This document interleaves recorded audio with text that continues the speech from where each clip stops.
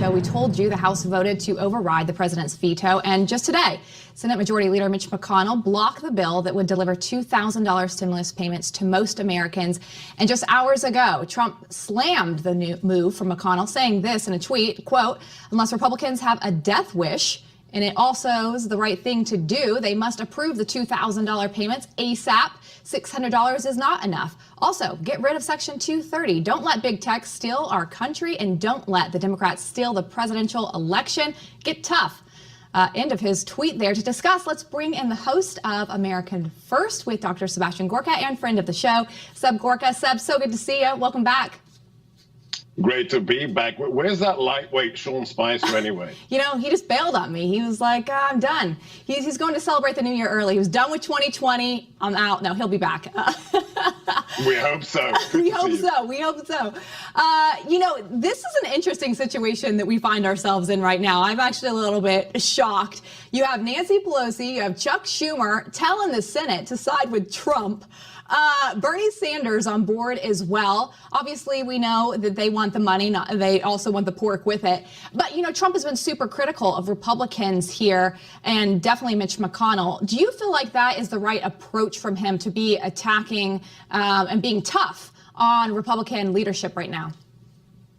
Absolutely. I said it when I was in the White House. I've said it since I left the White House. Let's be very clear. In 2016, Donald J. Trump became the president of the United States despite the GOP, not thanks to the GOP. And he's right. That tweet that you just read out is absolutely on the money. They have a death wish. They think that because Beijing Biden can steal the election, that they can just snap back to where politics was before, and the swamp creatures, the rhinos, can do whatever they want. They don't understand that there's a reason that 4 years ago, for the first time in our history since George Washington all the way up to Barack Obama, the American people chose a non-politician, a person who wasn't a retired general, wasn't a former senator or governor. They sent a message to the swamp. And I'm sorry, Mitch McConnell just doesn't get it.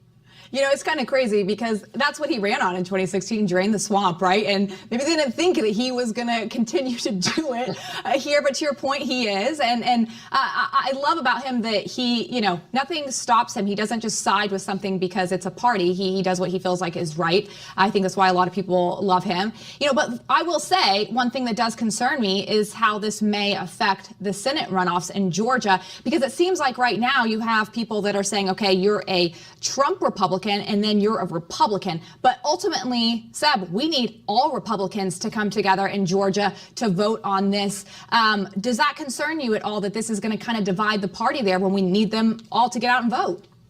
No, what concerns me, again, is the establishment GOP that did nothing to stop the cheating 8 weeks ago in America. Look, Ronna McDaniel might be a nice lady, but at the end of the day, who didn't know that the DNC were going to steal this election? Why didn't we have 5,000 poll observers in sleeping bags on army cots across every election center in America, only afterwards to complain, oh dear, they're putting cardboard up on the windows, they're not letting our observers in to see the vote count? It's the establishment GOP that doesn't get it. And by the way, let me be clear on the bailout.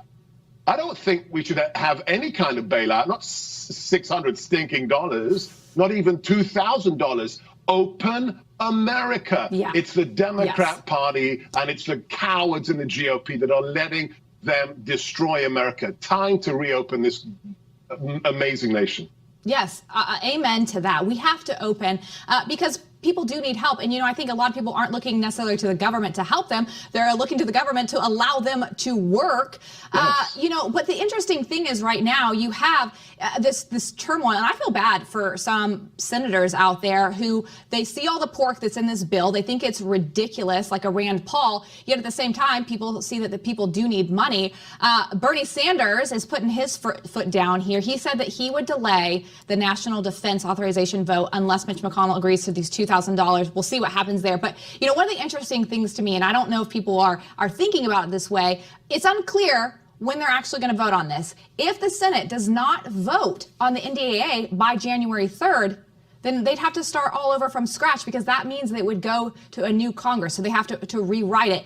Do you see that as a good thing or a bad thing? I'll tell you what the bad thing is, Lindsay. Capitol Hill hasn't passed a budget in more than 20 years. That's the reality. We've got to stop the insanity. It's not the, $10 million here for Pakistani gender programs. It's not $100 million here for vehicles for U.S. health employees outside of America. It's the insanity that for more than 20 years, the senators, the congressmen have acted like drunken sailors after payday. And guess what? They're doing it with our money. And what the president said is, not on my watch. He's drew the line, and he says, we got to help the American people. And Mitch says, hey, I'm more important than the president. No, you're not, Mitch McConnell.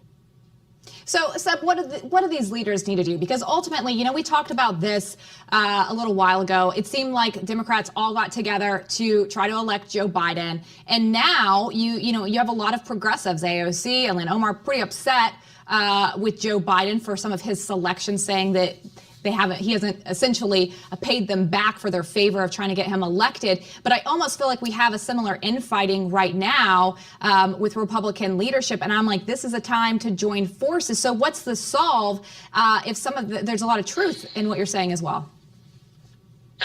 When it comes to the Democrats, there's an old phrase, the revolution will eat itself sooner or later. I think that's happening right now. That they may come together because as a political entity, they are collectivists. So at the end of the day, they may say the needs of the many outweigh the needs of the few, to quote a famous movie. But when it comes to the GOP, there's only one question.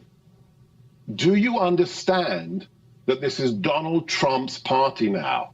Whoever's on the podium on January the 20th, business as usual. The old rhino, scratch the Democrats' back, they'll scratch my back, is gone. It's dead. If you believe that you think you can go back to your old ways, Mitch McConnell, and the rest of the rhinos, you will pay a hefty, hefty penalty in 2 years' time. When that man came down those escalators and people laughed at him, then he crushed 16 establishment candidates, one after another, like he was chopping wood. That's when conservative politics change forever. And if they don't wake up and smell the coffee grinds, there will be no GOP party left. So, Mitch, something happened in 2016, and you better get with the program. Wow. Heavy words there, Seb. We'll have to see what happens. I think we ought to have all eyes on Georgia right now, because if we don't have the Senate, that's what really concerns me. So people got to get their act together there. So good to have you, Seb. Happy New Year. Yes, Happy New Year. Don't forget to like our video and subscribe for our channel.